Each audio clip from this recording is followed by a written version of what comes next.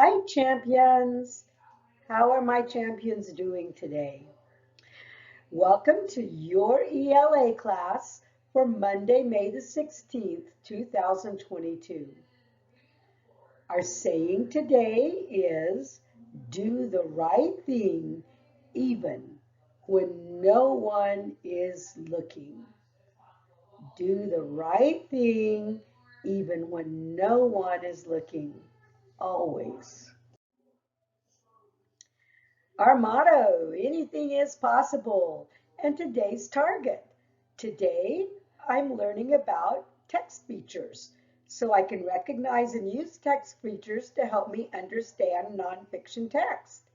I know I've got it if I can use text features to help me better understand nonfiction text. So today we are focusing on text features. You usually see them in nonfiction or true text. There is a video about how to read nonfiction and how to use text features to help you. You were supposed to watch it before you started this lesson, but if you didn't, I need for you to pause the lesson and go watch the video now. Come right back. Here are the different kinds of text features: a title, a table of contents, headings, subheadings, photos, maps, diagrams, bold, italic, and underlined and highlighted text, labels, captions, drawings, tables, graphs, timelines, glossaries, and index. We're not going to talk about all of them in one day. Today, we're going to focus on 4 of them. We're going to talk about the title. You can learn a lot about a text just from the title. For instance, if I wanted to learn about giraffes, I would know this isn't the book that I want about frogs, is it? So you can learn a lot about a text from the title. We're also going to be talking about the table of contents. If I wanted to find out about the habitat of frogs, I wouldn't have to read the whole book. I would just turn to page 7 and read that part. Now, if you don't like to read, or if you struggle reading, text features are your best friend. If the title of the book is Frogs, you know you're not going to learn about cats in that book. You can put it down and look for one name called with frogs in the title.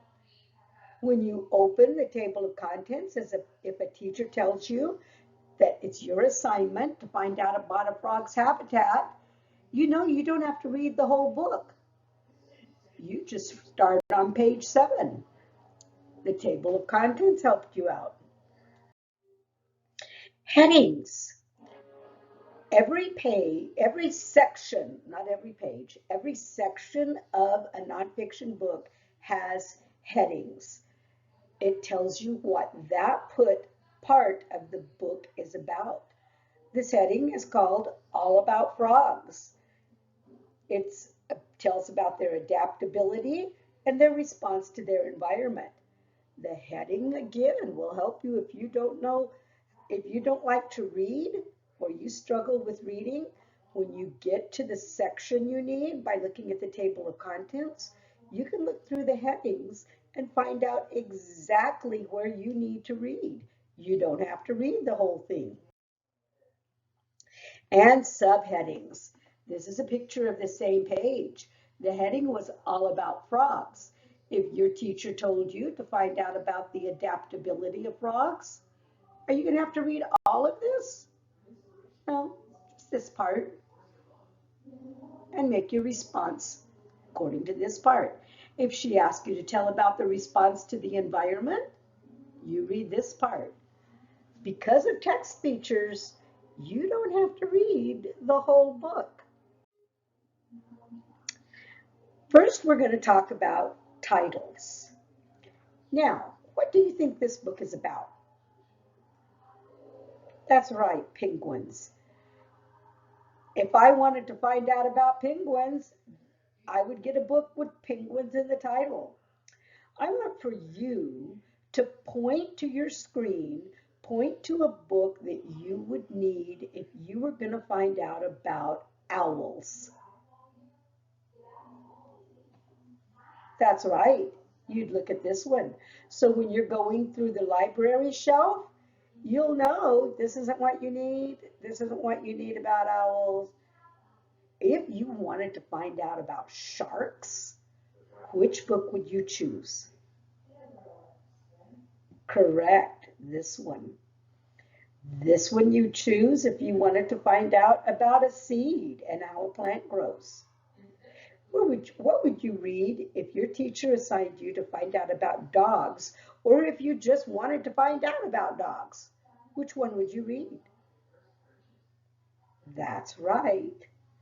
If your teacher assigned you to find out about weather, here's a book about weather, or dinosaurs, or life on Mars. Now, biographies are stories, real stories about famous people's lives. If you wanted to find out about Walt Disney's life, here's a book. Who was Walt Disney? It's his biography. You could read it. If you wanted to find out about Abraham Lincoln's life, you would read this one. The title is huge in telling you a place to start when you want to read about something. Every nonfiction book has a title page. On the title page, this title is repeated, a book about frogs. I want you to look at a nonfiction book at some point after the lesson and look at the very first page. It's called the title page. This one is a book about frogs. It was written by Melanie Amphibian and illustrated by Philip Tadpole. I think those are made up names. It was printed by the Children's Science Publication, and over here under my picture, it tells you what date, what year it was written. So, what year it was published. So, a title page, if you decide you want to know, how old is this book? How old is this information? You can look down here. It'll be on the bottom of the title page, the year that it was published. The title page is located at the beginning of a book. It tells basic information about the creation of the book. What information can be found on the title page? Let's find out. The title, the author, the illustrator, the publisher, and the year it was published. In what year was this book published? You can't tell because my picture is in the way, but I think under my picture it says, I'm sure it does now, 2012. What company published this book? You can read that right down here. Children's Science Publications. Let's see if we're right. Yes, we are. The title page can be very helpful. If you don't like to read, and I know some of you don't, here is a text feature that is magic for you. When you find the book that you want by looking for the title, by looking at the titles and finding out about what you want to read, right after the title page, there will be a table of contents. In the table of contents, it tells you the chapter numbers, the chapter names, and what page that chapter starts on. So what information can be found in a table of contents? The name of each chapter and the page number where each chapter starts. Now, which chapter would you find out what a frog eats? Would it be chapter 1, Origins, chapter 2, Habitat, chapter 3, Diet, or chapter 4, Life Cycle? So somebody says, hey, what does a frog eat? Where would you find out in this book? Which chapter? 1, 2, 3, or 4? You're right, it's chapter 3. And what page does chapter 3 start on? Uh-huh, page 10. What page would you turn to begin reading about the life cycle of a frog? So, a teacher tells you she wants you to find out about the life cycle of a frog. The life cycle of a... Do you have to read this whole book? No. What page would you start reading on?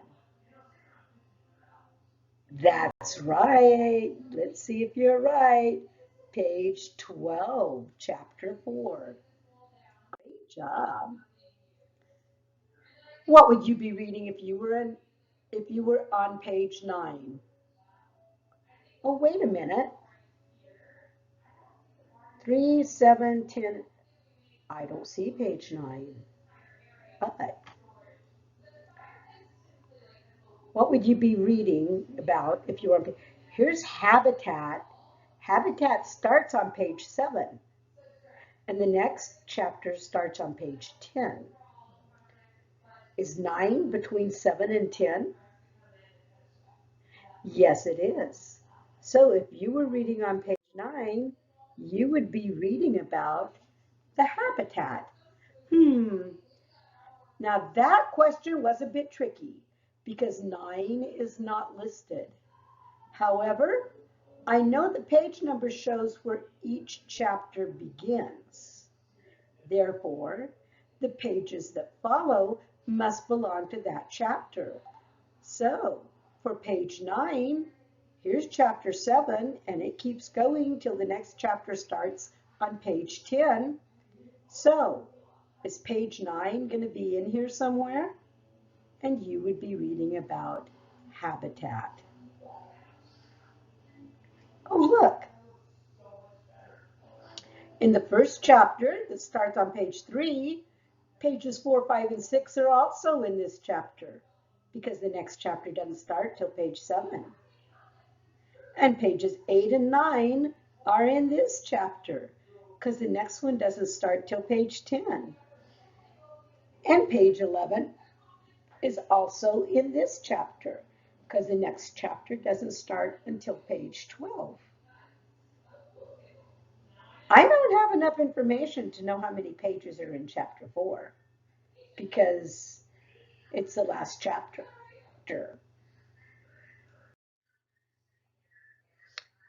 So what would you be reading about if you were on page 9? Origins, habitat, diet, or life cycle? If you said a frog's habitat, you were correct. Now we're going to talk about headings. After the table of contents, the heading is your next best friend because when you're reading along, the headings tell you what that section is about. So if you're reading a chapter about habitat and it says all about frogs, you're reading the right chapter. A heading indicates that a new broad subject is introduced. So a heading tells you this is going to be a new subject. It tells the reader what that section is going to be about. So you don't have to read the whole book. You can find the section that you're looking for. What is the heading of the section shown on this page? That's right, all about frogs. Good job. Now, in the section that is all about frogs, you can find out, you can use the subheadings to find out about their adaptability and their response to environment. So if somebody asks you, are frogs adaptable? Right there, you know you don't have to read this part. You just read this part. And as a matter of fact, frogs are considered one of the most adaptable species in the world since they have roamed Earth for the past 190 million years. What? They can survive on land and in water, and there is at least one species of frog virtually everywhere fresh water can be found. So frogs can adapt. These subtitles indicate that a new specific section is being introduced. So this is all about frogs. This is about their adaptability and about the response to their environment. If a teacher asks you about their adaptability, do you have to read this part? You could, might be fun, but you don't have to. The subheading is just one section that addresses the topic introduced in the heading. So if you're not asked about response to the environment and you don't like to read, you only have to read the part about the adaptability. What? How many subheadings are shown here? Oh my goodness, they circled them. How many? That's right, 2. How can you tell the difference between a heading and a subheading? Let's find out. The heading is written larger. You see the letters are larger, while the subheadings are written in smaller letters. The heading appears first. The subheadings follow it. So, the title tells the name of the entire book. It helps you find a good book. The table of contents tells you the names of all the sections of the books and where you can look to find the different section, what page number. It helps you find what you want to read quickly, and the table of contents, is what keeps you from having to read the entire book to find out something. Headings divide the book into sections. They divide each chapter into sections and help you find the information you need without reading the entire book. And the subheadings divide the section into smaller sections so you don't have to read the entire section to find the information you need. If you don't like to read, text features are your best buddies. Okay, let's take a look. See if you have been listening. Penny is wondering when the book she is reading was written. Which of the following text features will provide the information she's seeking? So she wants to know what year the book was written. Will it tell her in the table of contents, on the title page, in the glossary, in the index, or in a text box? What do you think?